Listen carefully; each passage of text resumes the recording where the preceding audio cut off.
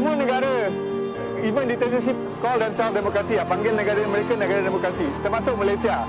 Tapi realitinya, how democratic is our demokrasi. Tapi realitinya, how democratic is our demokrasi. Tapi realitinya, how democratic is our demokrasi. Di Indonesia, Presiden Soeharto meletak jawatan pada Mei 1998 setelah tidak mendapat sokongan bagi menyambung presidensi beliau. Dengan perunduran Presiden Soeharto tersebut, maka tamatlah rejim New Order di Indonesia. Sebelum peletakan jawatan Soeharto, terdapat banyak perhimpunan sepanjang tahun 1997 dan 1998 bagi membantah polisi-polisi yang dilaksanakan oleh Soeharto. Pada sekitar Mei 1998, banyak mahasiswa telah keluar dan berkumpul mengadakan perhimpunan aman bagi membantah kenaikan harga minyak dan menuntut agar Soeharto meletak jawatan. Pada masa inilah berlakunya beberapa tragedi yang tidak boleh dilupakan. Antaranya adalah kejadian yang berlaku di Universiti Trisakti dan di Semanggi. Di Indonesia, pemuda itu selalu menjadi elemen yang penting dalam bermasyarakat, bernegara. Alasan ini sangat unik karena negara ini dibangun oleh anak-anak muda. Founding Fathers Indonesia itu semua orang-orang muda. Di usia 20 tahunan mereka menjadi orang-orang yang harus bertanggung jawab mendirikan republik. Jadi sepanjang sejarah berdirinya republik ini, yang namanya pemuda itu selalu dianggap sebagai ujung tombak atau backbone atau tulang punggung negara. Ketika peristiwa 12 Mei terjadi, itu mahasiswa Trisakti keluar dari dalam kampus, mereka pergi berkumpul di depan kampus, di pagar nanti di sana, di depan pagar, dan mereka mau keluar dari kampus, tapi polisi menghalangi. Setelah polisi menghalangi, kemudian ada benturan sedikit dan ada pemukulan-pemukulan, penembakan. Beberapa orang berlarian di sekitar kampus ini untuk menghindari tembakan, tetapi rupanya ada polisi atau tim sniper di flyover sana yang kemudian menembak mahasiswa sehingga 4 orang mahasiswa meninggal di tempat ini. Berani itu adalah sesuatu yang harus dimiliki oleh mahasiswa atau pemuda. Dan itu bukan sesuatu yang datang begitu saja. Keberanian itu datang karena dan menjadi ada karena dilatih. Karena itu harus dari awal memang ditekankan kepada diri sendiri, saya harus berani. Dan jangan cuma di pikiran, dalam tindakan, lakukan. Nah, dalam konteks Indonesia itu ada hubungannya dengan sejarah pemuda, tugas pemuda dalam masyarakat. Dan saya kira di seluruh dunia juga harus seperti itu, karena anak muda seharusnya berpikir progresif, radikal, dan berani menentang segala kesewenang-wenangan, segala penindasan. Di Filipina, Presiden Ferdinand Marcos telah melarikan diri selepas berlakunya People Revolution pada 1986. People Revolution ini berlaku akibat daripada polisi-polisi yang dilaksanakan oleh Marcos yang menyebabkan peningkatan jurang kemewahan dan kemiskinan rakyat Filipina. Ketidakpuasan rakyat Filipina terhadap Marcos juga tercetus akibat daripada pembunuhan Ninoy Aquino di Manila International Airport. Well, the history of the social justice movement in the Philippines really started as a response to Western colonialism. No? We were under colonial rule for 350 years, but it cannot be said that we willingly embrace the entry of Western imperialism in the Philippines. No? The Filipinos fought, and we fought bitterly, not only against the Spaniards, but also against the Americans. No? It was the Philippine Revolution against Spain that led to the establishment of the first Philippine Republic, and the Philippine War against America is said to be the first Vietnam. It was also unprecedented in terms of barbarity, and that's why I guess when you talk of social justice movement, you cannot really remove it from the history of the Philippines as always resisting Western domination, no? During the time of Marcos, and there was absolutely no freedom of speech nor freedom of the press because he decided to close, for all intents and purposes, the private media and to limit media only to those owned by the government. No? And I suppose no, he could only do this for a short period of time. In fact, he managed to be in power for almost 30 years, but there was always the seeds of a pro-democracy movement. No? For instance, in the mass media, there was what is known as the mosquito press. No? Mosquito because they were so small and insignificant, but as is the practice of mosquitoes, no? A single bite may not kill, but continuous bite will not just irritate. It may even cause dengue or malaria. No?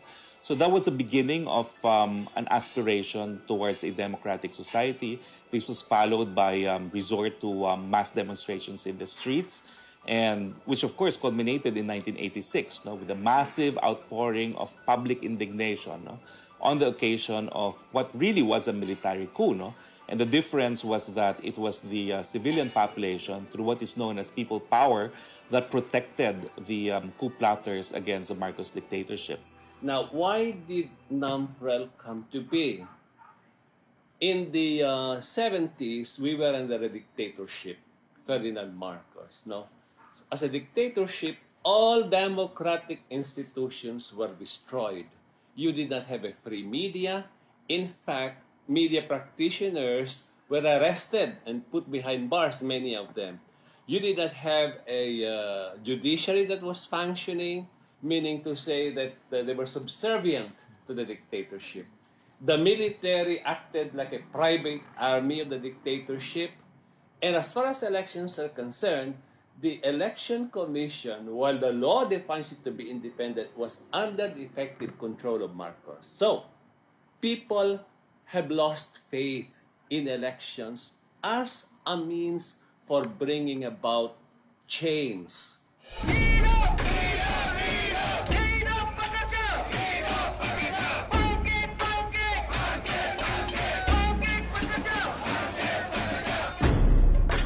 Kita telah lihat bagaimana pergerakan perjuangan sosial wujud di negara-negara jiran kita seperti Indonesia dan Filipina. Adakah pergerakan yang sama wujud di tanah air sendiri? Bagaimanakah pergerakan ini berlaku?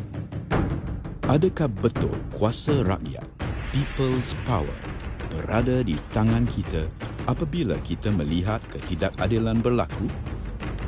Pergerakan reformasi di Malaysia dimulakan oleh Datuk Seri Anwar Ibrahim dan para penyokongnya sebaik sahaja beliau dipecat dari jawatan Timbalan Perdana Menteri Malaysia pada tahun 1998.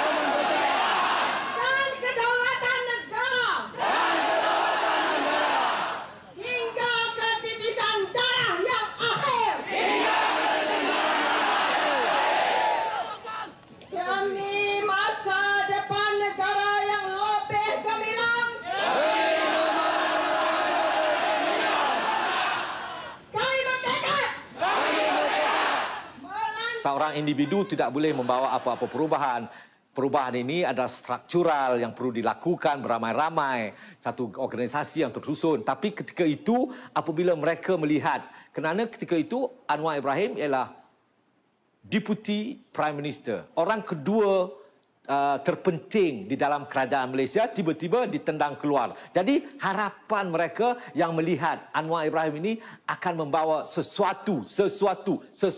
Anwar Ibrahim will bring something. Apa dia sesuatu itu tidak diketahui. Maka mereka pun harapan mereka pecah. Apabila harapan mereka pecah, mereka ingin ke jalan raya. Dan saya pun kata ahlan wa sahlan. Kerana saya pun memang setuju ramai-ramai kita ke jalan raya kerana saya bercita-cita nak menjatuhkan United Malay National Organisation. Mereka bercita-cita kerana harapan mereka pecah kerana Anwar Ibrahim telah dibuang dari kerajaan. Di sini kita ada persamaan interest, a common interest.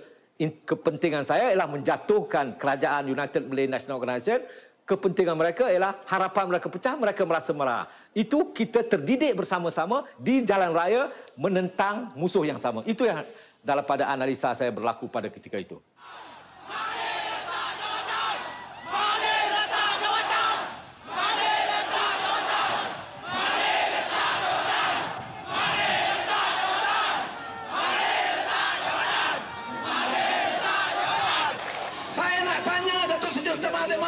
Takut dengan saya sebab apa?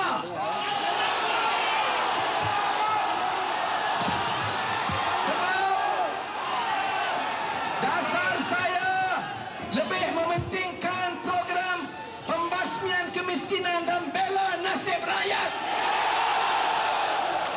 Kita bergerak secara perlahan sebab sebahagian yang kita nampak kalau kita nak bawa satu perubahan yang melibatkan masa rakyat ataupun yang dipanggil perubahan daripada bawah, ya, change from below. It's not going to take it's going to take a while lah. It's going to take a long time, ya. And I think ini sebahagian daripada proses membawa perubahan dengan cara yang sebegini, ya. Sebab the revolution is not going to come in a month or two lah, ya. It's a slow process of empowering the masses and empowering them to be a part of this movement for change instead of leading the masses, ya, mengajak rakyat untuk sokong you yang nak bawa perubahan untuk rakyat macam apa yang dijanjikan oleh parti politik, ya. Kita nak sama-sama dengan rakyat, kita sama-sama decide apa perubahan yang kita nak dan bagaimana kita boleh capai perubahan tu.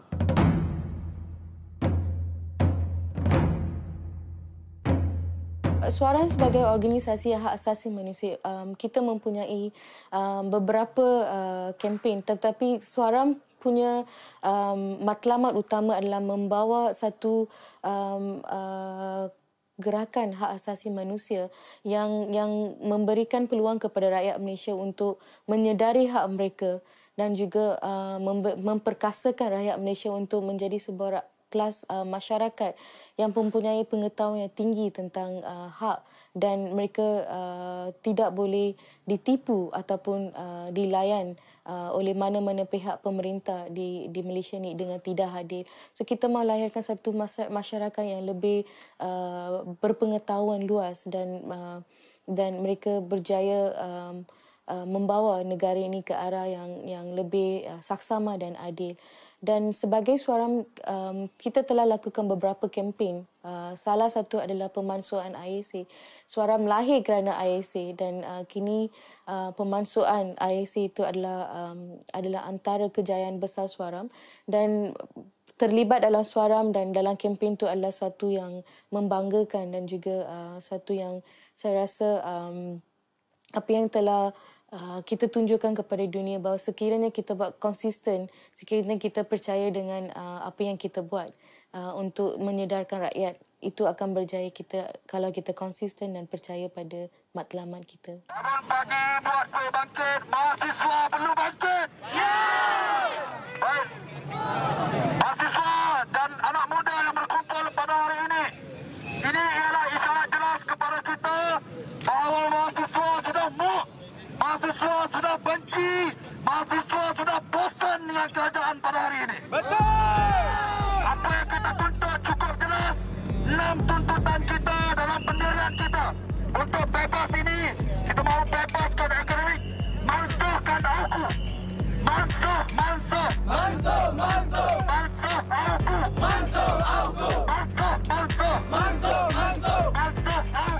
kita melihat kepada aktivis-aktivis mahasiswa yang muda seperti Adam Adli, Saudara Haziq, Safwan Anang, mereka merupakan ikon kepada perjuangan mahasiswa yang baru kerana approach yang mereka ambil sekarang adalah lebih agresif, lebih rebellious dan dinampakkan lebih ekspresif.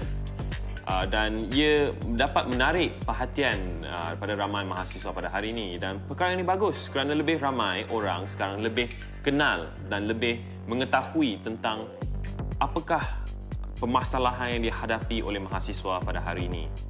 Dan saya merasakan tak ada masalah pun dalam perjuangan mahasiswa lebih condong ke arah lebih agresif dan ekspresif kerana perkara ini merupakan satu hasil daripada penindasan yang dirasai oleh mahasiswa sepanjang 40-50 tahun yang lalu, dan mereka akhirnya mempunyai satu platform untuk menunjukkan perasaan mereka dan menyampaikan idea serta desakan mereka selama ini. Dan saya merasakan bahawa perjalanan ini merupakan satu perkembangan yang positif dan patut disambut oleh semua orang yang terlibat. Pasca 2008, kelihatan ramai di kalangan aktivis-aktivis yang terlibat di dalam NGO menyertai parti politik. Apa yang diharapkan di masa hadapan? Adakah rakyat berasa tidak acuh, disillusioned dengan sistem ahli-ahli politik memiliki terlalu banyak kuasa, bergantung kepada bangsa, agama dan kebudayaan? Nama aku Fahmi Reza dari Kuala Lumpur dan kita sekarang ada dekat Dataran Merdeka, tempat di mana aku sejak daripada bulan Julai 2011 tahun lepas occupy dataran dengan geng-geng aku yang dekat sini lah. Jadi kalau korang tahu kan perkembangan gerakan sosial dekat dunia kan, tahun 2011 ialah tahun kebangkitan rakyat ataupun tahun revolusi satu dunia, where it started in Indonesia, bermula dekat Tunisia. Rakyat sana bangkit untuk turunkan diktator, ya, pemerintah diktator kat negara dia. Lepas tu Arab Spring pula berlaku di dekat Mesir. Rakyat turun, ya, ke dataran Tahrir untuk turunkan Presiden Mubarak, ya, dictatorship yang dekat sana. And juga di pertengahan tahun 2011 telah lahir satu gerakan sosial baru yang dipanggil Gerakan Occupy ataupun Occupy Movement. Ya, jadi memang tahun 2011 adalah tahun kebangkitan lah. Jadi dekat Malaysia pun gelombang kebangkitan tu juga tiba dekat sini. So aku bersama dengan beberapa teman-teman aku telah bersama-sama wujudkan gerakan Occupy di sinilah. Gerakan Occupy ini lahir partly kerana we live in a world, ya, where demokrasi dah hilang meaning. Ya, semua negara, even dictatorship call themselves demokrasi, panggil negara mereka negara demokrasi, termasuk Malaysia. Tapi realitinya, how democratic is our democracy? How democratic is our democracy? Lihat Malaysia ni, satu, kita daripada sejak kita merdeka sehingga sekarang kita masih diperintah oleh rejim yang sama, ya. Dan kita boleh lihat bagaimana kuasa di Malaysia ni terletak di tangan segelintir orang, ya. Dan kita sebagai rakyat, orang biasa, tak ada suara dan tak ada kuasa langsung dalam proses membuat keputusan yang memberi impak kepada kita, ya. Keputusan-keputusan di parlimen, keputusan-keputusan kabinet di Putrajaya, rakyat langsung tak dikonsultasi, ya, langsung tak ada peluang untuk memberi pendapat ataupun membuat keputusan, ya, secara langsung dalam keputusan-keputusan ini. Jadi gerakan Occupy ini lahir sebahagiannya ialah untuk mengeksplorasi satu bentuk demokrasi baru di mana memberi suara dan kuasa kepada rakyat untuk buat keputusan. Jadi sebelum kita sampai ke tahap demokrasi baru di mana rakyat ni yang berkuasa, aku rasa kita perlu ada proses transformasi budaya politik. Jadi Occupy Dataran ni boleh dilihat sebagai kita mengeksperimentasi dengan satu budaya demokrasi baru ataupun satu budaya politik baru di mana rakyat yang membuat keputusan, where the people decide.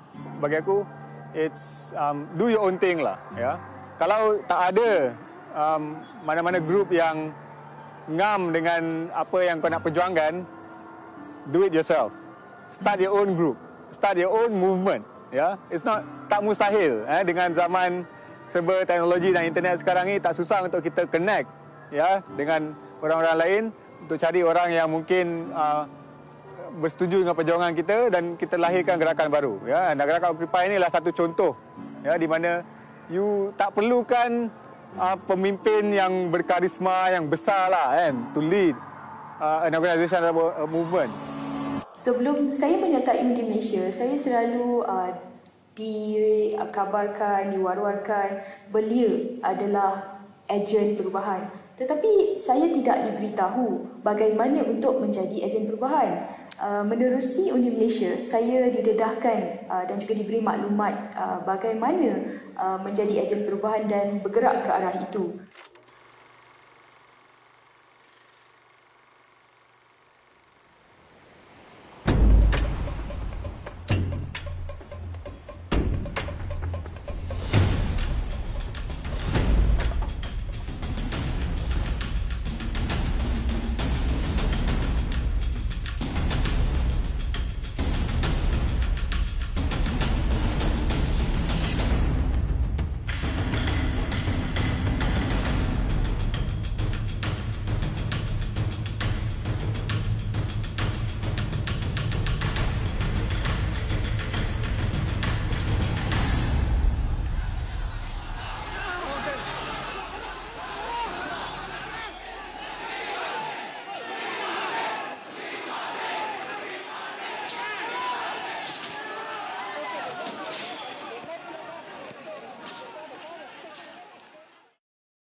Unggun bersih. Semakin lara kita didera bara, kita laungkan juga pesan merdeka. Demokrasi sebenderang mentari, sehasrat hajat, semurni harga diri. Lama resah kita, demokrasi luka. Lama duka kita, demokrasi lara. Demokrasi yang angkuh kita cemuhi. Suara bebas yang utuh kita idami. 2 abad lalu, Sam Adams berseru. Di Boston didirus teh ke laut biru. Tak diperlu gempita sorak yang gebu. Diperlu hanya unggun api yang syahdu. Kini menyalalah unggun sakti itu. Kini merebaklah nyala unggun itu.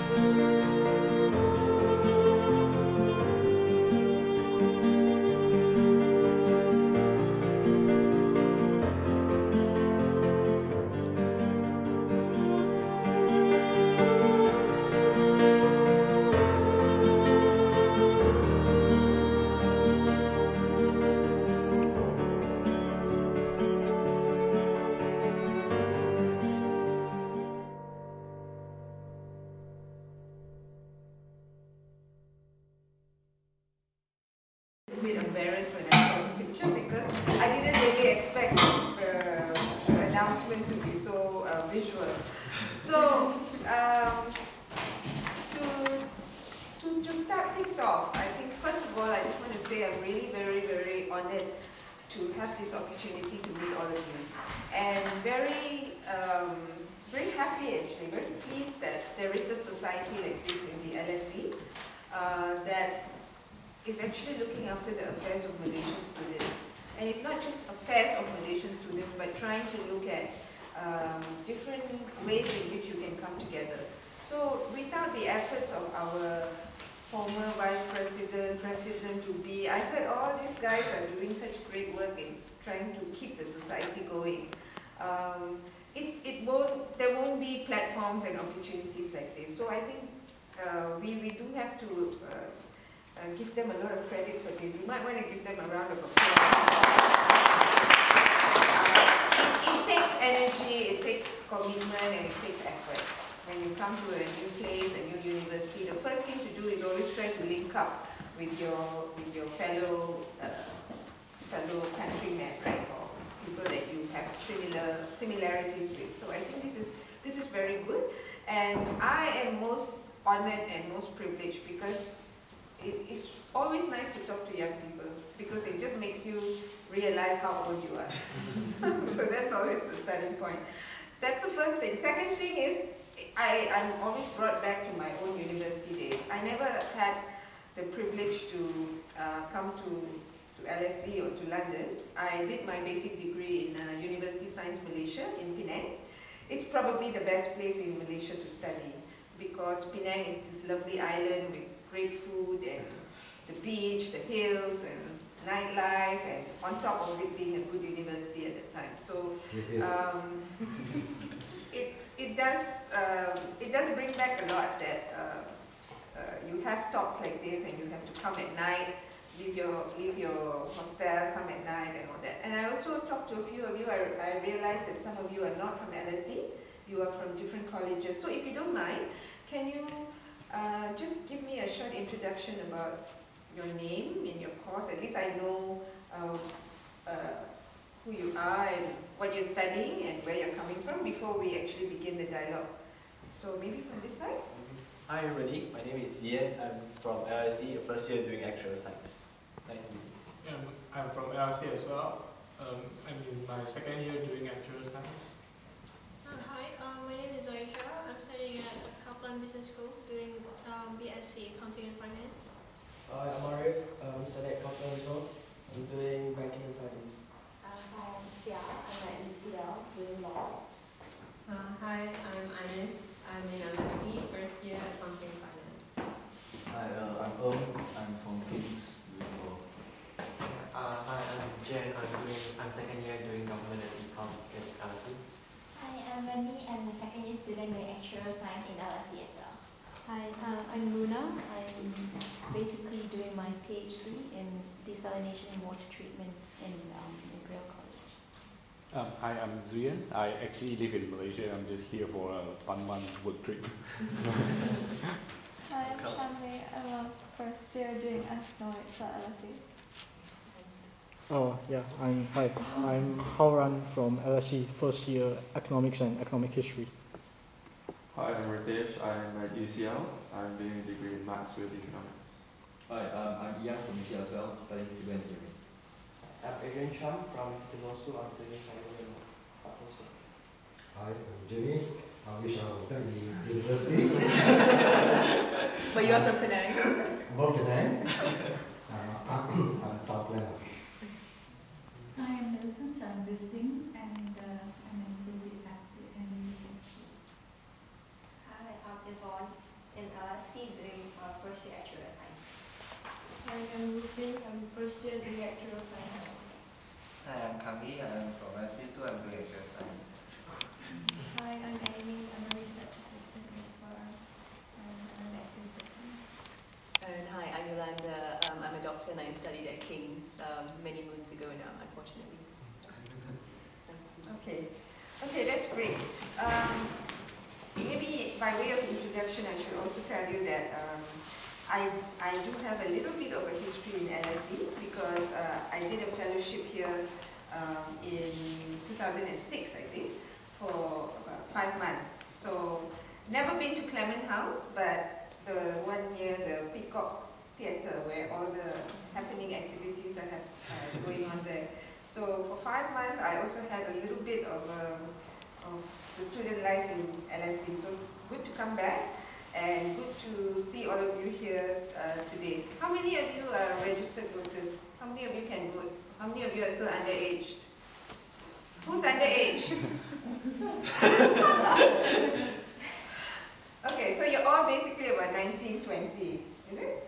Okay, so when you turn 21, what's the first thing you're going to do? After you party, what are you going to do? Register to vote. vote, right? Yeah. Right? You need to be a registered voter when you're 21 years old. So since most of you are 19 and 20, and I know that some of you are already past that age, who's past 21 and not yet a registered voter? Name and shame. Okay, good. Now the reason I'm asking this is also because I'm trying to contextualize where our country is at this moment. Although we are away and we're studying here in London, we know that we have a very important episode in our country's life that's coming up, and that is what? General election. The general elections. Yeah, the general elections this time is no ordinary general elections. It's a general election that's going to decide many important things for our future. So I'm sure you know that everyone calls you young people Suara Perubahan, young people Ombak Perubahan, and you saw the video just now actually looking at many young activists trying to contribute to this momentum of change. So what we actually witnessing back home is that even the Suara Mahasiswa, the voice of the students that have for so long been suppressed because we have this Akta University and the University and Colleges Act in Malaysia that prohibits students from actually participating in activities outside their course life and the campus, has very successfully been able to keep students at bay, students quiet, and students not actually being able to share and not being able to participate in activities which are political in nature. Or even for Suara as a human rights group, being able to get volunteer students to participate in our training programs and campaigns has always been very difficult because of this ACTA. But you know that over time, with all these heroes that have been born, you saw some of them in the movie, they actually sometimes had to sacrifice their education. They were suspended from school because they took part in an anti-ISA rally, or they were actually called to an inquiry because they participated in the birthday demonstrations, for example. The sacrifices were not in vain, because what eventually happened was the government was forced and compelled to actually amend the act so that students can now participate in politics.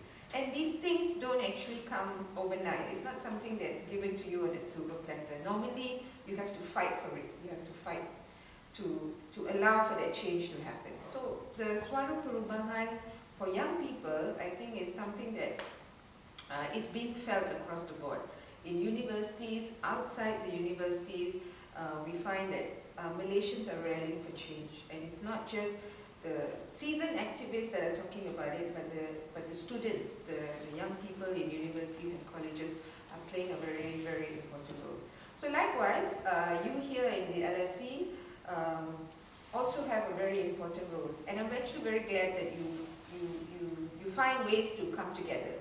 So I heard Chinese New Year celebration, you're going to get triple the amount of people coming because there will be good food and everything, right? But the other thing we also need to foster is that we are multiracial, so we need to try and bring all our different friends and our different colleagues from different races and religions together as well. Very tough, but we need to keep trying. Okay, I'm not going to say so much, rather I hope we can actually have an interactive dialogue about Malaysia and about our concerns for the future. But just to tell you a little bit about why some of us choose the path of activism and what is activism. Why I graduated from an engineering degree, and actually the question everybody asks me is, what does engineering got to do with democracy and human rights? I still can't answer that question because I don't know. What transpired when I was in university? I have a chemical engineering degree, and which means you spend most of your time in a lab, looking at colors and mixing things and hoping that you get some kind of explosion and stuff like that.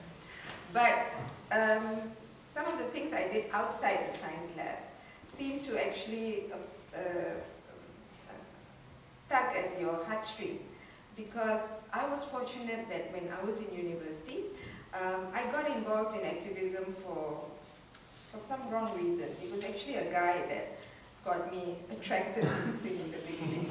It's true, I was telling all of you that, you know, it was the president of the Catholic Undergraduate Society at the time. He was very charismatic, very, very handsome, very everything, and he had a motorbike, which many people didn't have at the time. But then he started to pay me a lot of special attention because he was nice to everyone, but he kept asking me, do you want to go to visit this estate because there's some poor plantation workers that you know, deprived of water and sanitation. And at that time I really knew nothing apart from my own little world, my family and my friends, and having a good time. After the science lab, then you decide, okay, where do you want to go for makan, where do you want to go on Saturday night, and things like that. So, but this guy kept giving me something new about, there's other people in this world that are quite different from my world.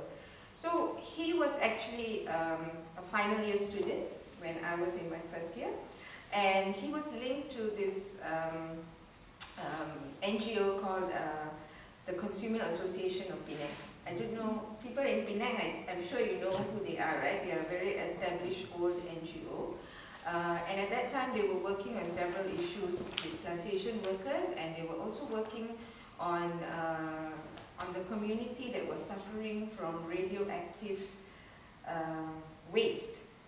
There was a big plant that was based in Perak, in Bukit Merah, near Taiping, and there was a momentum to actually kick that company out. It was a Japanese company that was there and emitting radioactive waste that seemed to affect the population of the people around there. So this was in what year was it? Maybe mid-90s, like that. So after the company was actually told to wrap up and go home, was when I was in university and trying to finish my degree.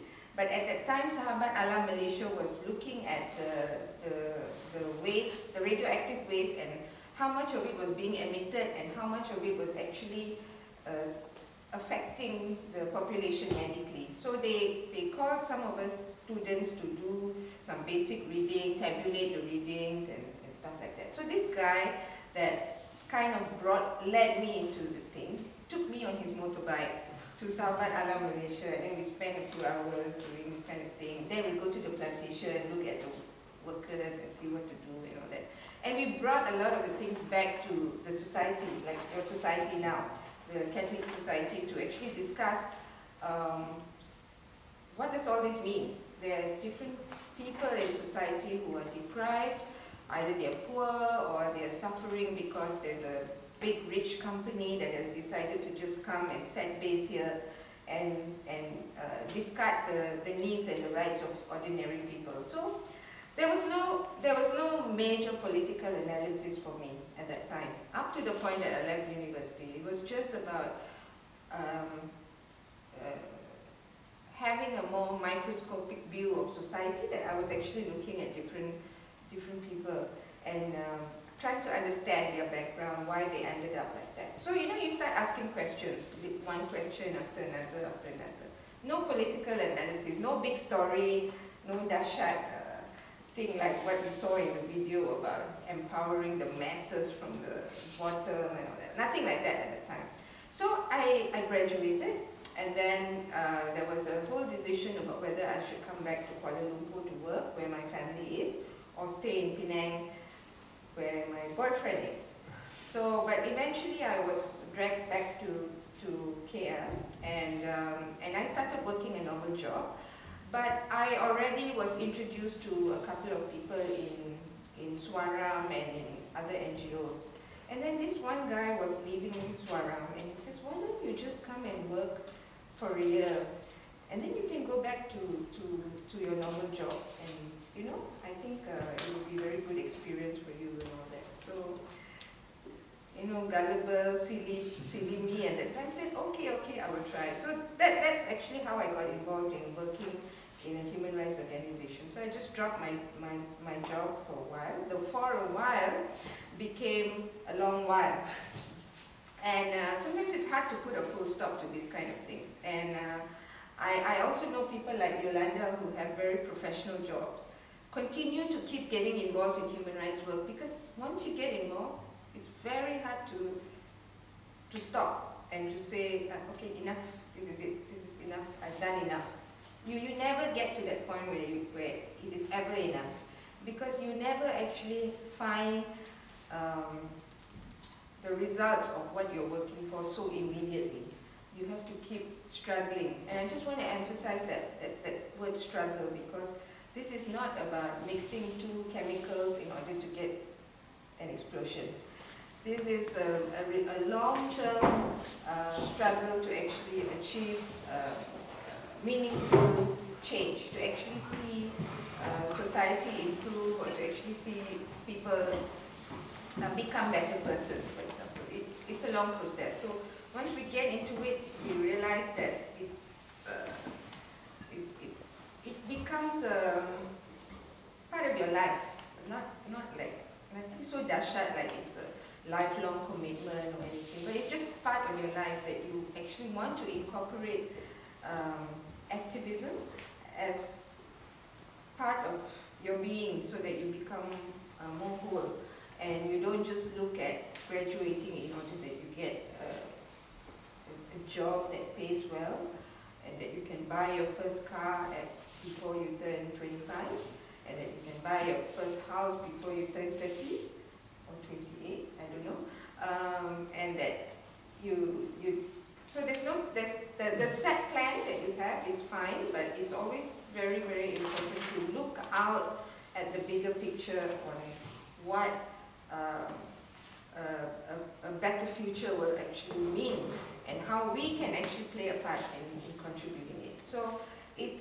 also isn't about saving the world. It also isn't about, oh, me, I'm going to save the world and stuff like that. No, it's really about just trying to have that balance, that you are an activist, you are a professional, and at the same time you live a life that really is quite wholesome and quite complete. So that's more on the personal side. You can get involved for all the wrong reasons, whether it's a guy, it's a girl, or whether it's something else that you're chasing, but you kind of end up working for a better future, better values in society and all that. I think that's really great. But also keep your professionalism on track, and keep it there. Don't forget about your studies and stuff like that. Okay, so without taking up too much time, just to say a few things about Swaram. I'm not sure whether any of you have even heard of this organization before. Have you? Can I just randomly ask something? What do you know about Swaram? Human rights advocate group. Okay, what are its campaigns? What do you mean by campaign? Oh no, what issues does it take on? Human rights issue, media censorships, and abolition of bias. Yeah. Correct? Okay. Okay, so some of you know, anyway, this one no grading, no ABC one, so it's okay. The history of Swaram is really in the aftermath of the Lala. Any of you born after 1987? After. Okay, most of you. So which means you were not born yet when this thing happened. So Swaram is actually older than you. Okay? Swaram is actually 23 years old. So it was born in the aftermath of a major crackdown under the Internal Security Act. Who cracked down? It was the government at that time.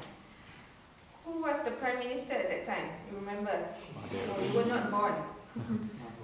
Yeah, Dr. Mahathir. He decided that he will use the ISA to launch a major crackdown on the internal security, under the Internal Security Act, on a whole range of people, including political dissidents back then. And it was very major people who were taken in. For example, you had the opposition leader at that time, Lim Kit Siang, taken in. Do you remember, there was this guy called Chandra Muzaffar. Have you heard of him? Professor Chandra Muzaffar? He was a very famous academic at that time. And he was very critical in all his thinking, his writing, and so on. He was taken in. And many other women activists, labor activists, journalists, people who dared to say something different about society were swooped in. So there were 107 people who were detained under the ISA. And at that time, there wasn't really very active civil society movement. So friends and family of all these detainees came together to campaign for the release of all of these detainees.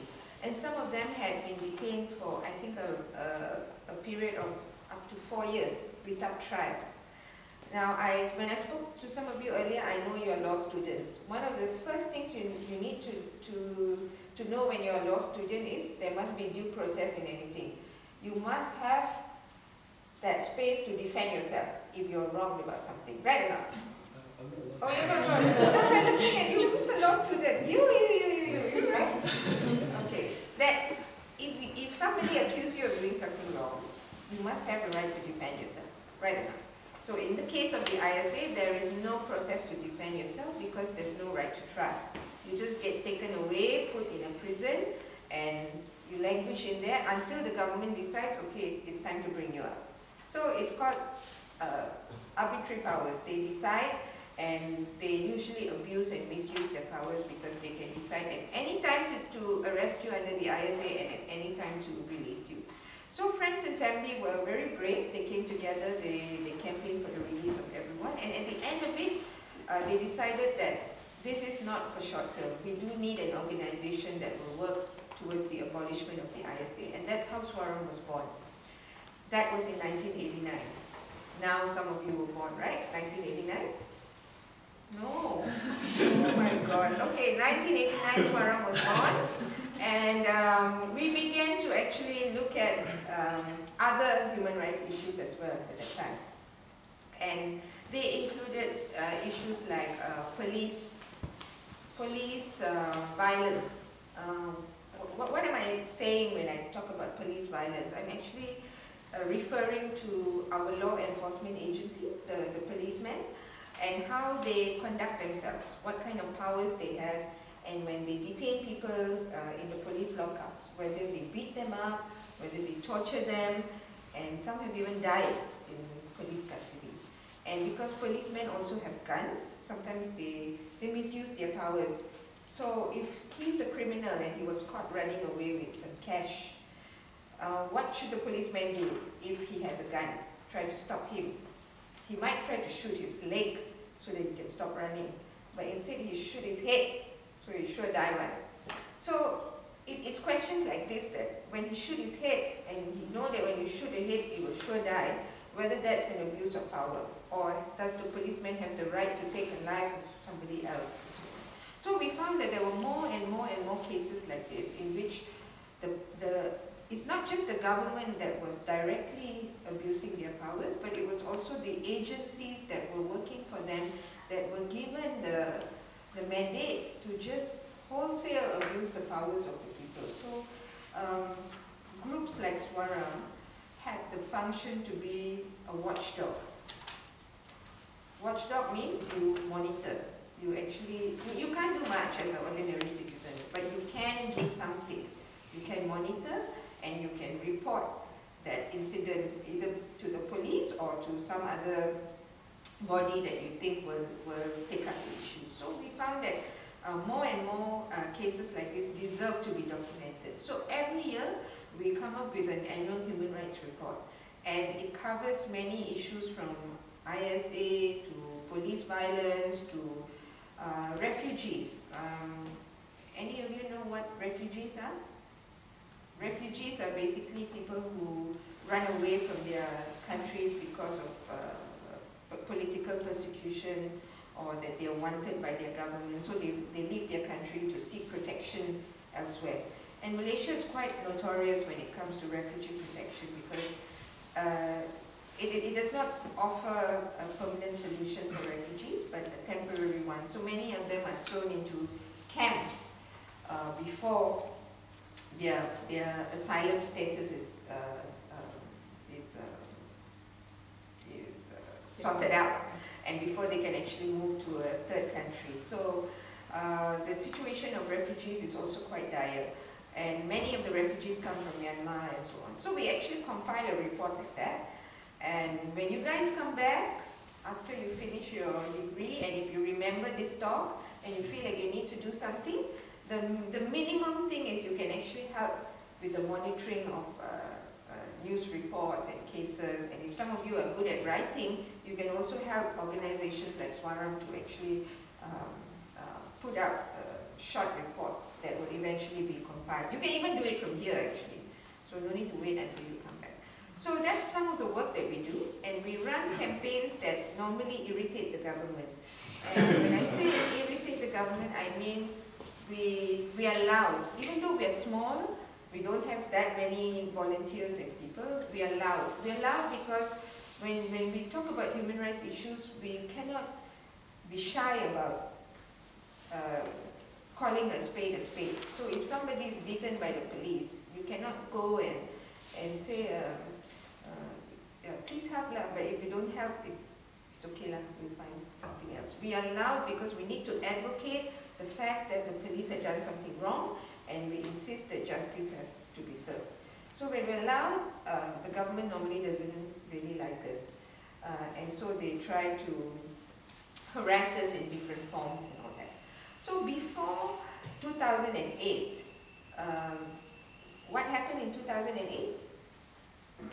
We had an elections in 2008. The last elections was quite an interesting election because it was won by the ruling administration, but many states were won by the opposition parties, who then form a coalition after that called Pakatan Rakyat.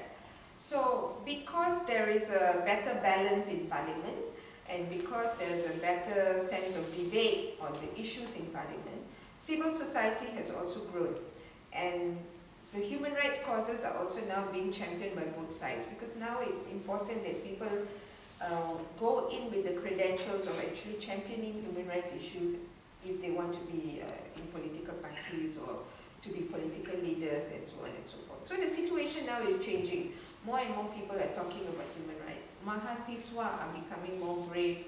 They are fighting the Akta University in order that they will be able to participate in human rights activities and political activities. So the space is getting bigger, and change is also becoming a bigger reality. So I just want to end by saying that wherever we are, whether you are here in London, whether you are in Yolanda's position already working but still involved very much in human rights, or whether you are in my shoes, in Malaysia and in the thick of things, we all have a role to play. And we need to keep a watch out for what's going to happen in the general elections, because the elections after that, you can be registered voters, and you will be responsible citizens in ensuring how the country actually takes shape from here. It's basically up to us, right? No point leaving it to our political masters, because they don't really, not all of them have the best interest of the people at heart. Some of them are good people, but not all of them actually do that. So it really is up to us. So let's think of how we can find a role to play as students, and also when we come out of university. Okay? Thank you. Thanks. So I think we'll just take questions now. If anyone would like to sort of... not so much questions there, just share also what you think. Yeah. Let it flow. And also maybe you can share a little bit about what you thought about the video, or whether it triggered anything or inspired anything in you. That's just a team question. So I have to run some. Sorry, the big question I think for Londoners today is, when is it going to snow? I think for Malaysians, when is the general election going to be, you think? When? between March and June. It's not likely that they will dissolve Parliament before Chinese New Year, because that will anger 35% of the population. Which are already very angry. But nothing is for certain. They still could. There's a lot of rumors that they could dissolve Parliament before, but it's unlikely.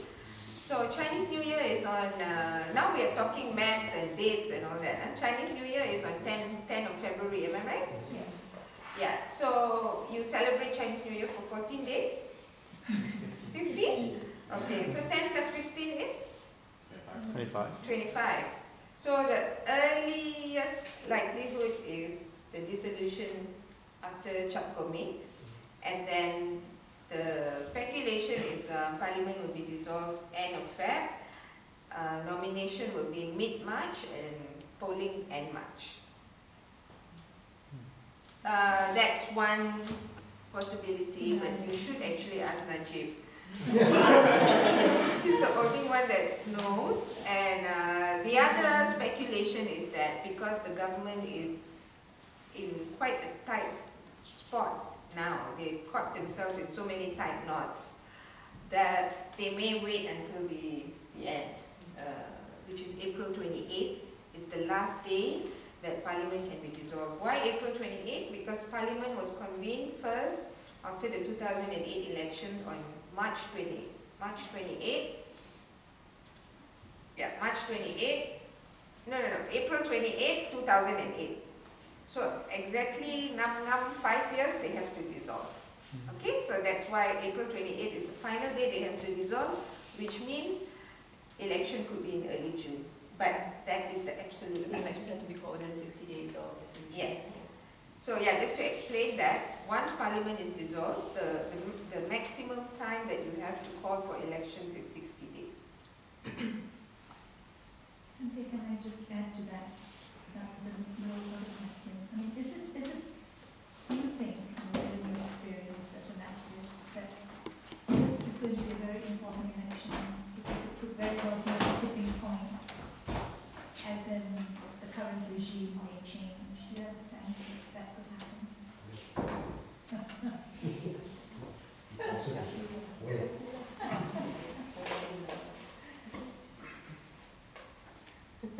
Okay, I think I'll answer for Cynthia first and then she'll probably add on.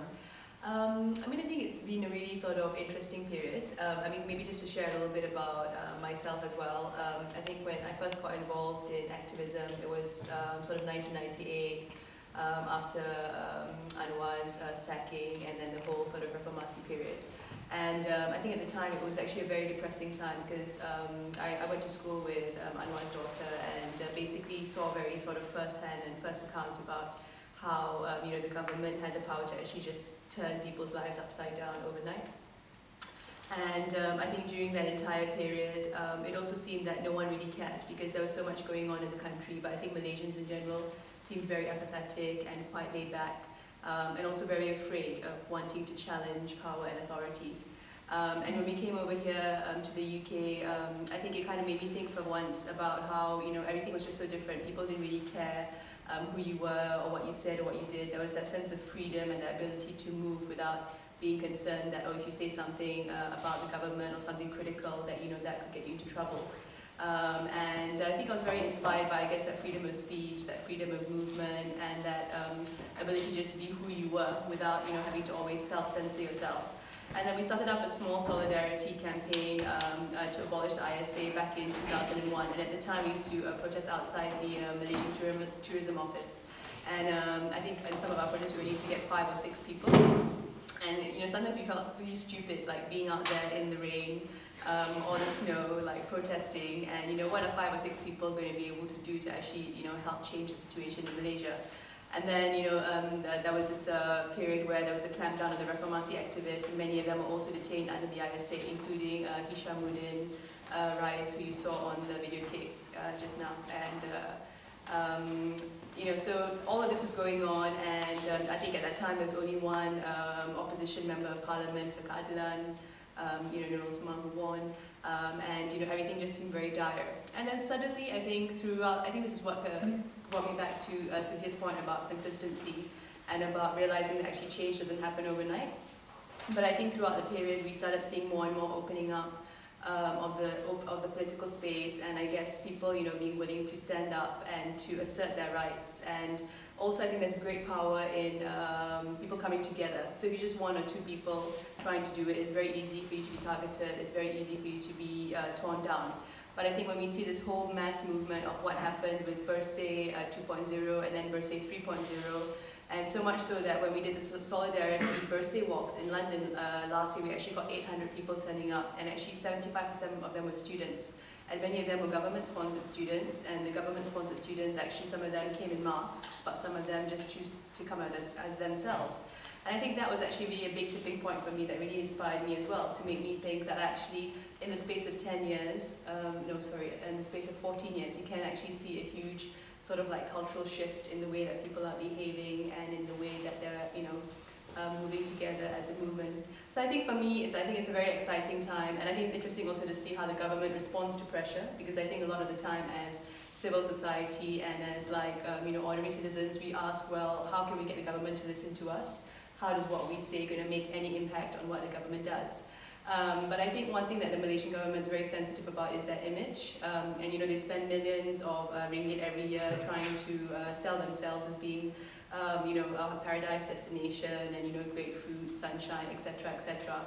And they really dislike criticism. So I think when they see, and I think that's one thing that actually students around the world can actually contribute to, in the sense that if we come here to study and we're learning about all these different ideas about new ways of administering justice or building society, etc., etc. If we can actually share these with our counterparts back home and also stand together then within solidarity, it gives people back home a lot of strength, but I think at the same time it also keeps the government on their toes. And I think it was really interesting because like last year when there was that huge clampdown with Bersih and people were being fired with water cannons and tear gas, etc., we did our best internationally as a group. There was something like 82 cities around the world that got involved to do solidarity protests, but we also tried to get all these protesters to also whistleblow to the newspapers, to write to their MPs, and to just kind of lobby for greater pressure on the Malaysian government. And I think it was very interesting that recently with the Perhimpunan Kebangkitan Rakyat last weekend, the government actually took a totally different tone to the way that they reacted to it. Of course, it's election time, and maybe they're just trying to be on good behavior.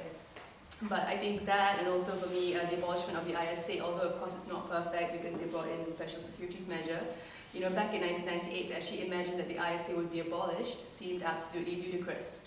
But here in the year 2013, we are living in an ISA-free Malaysia.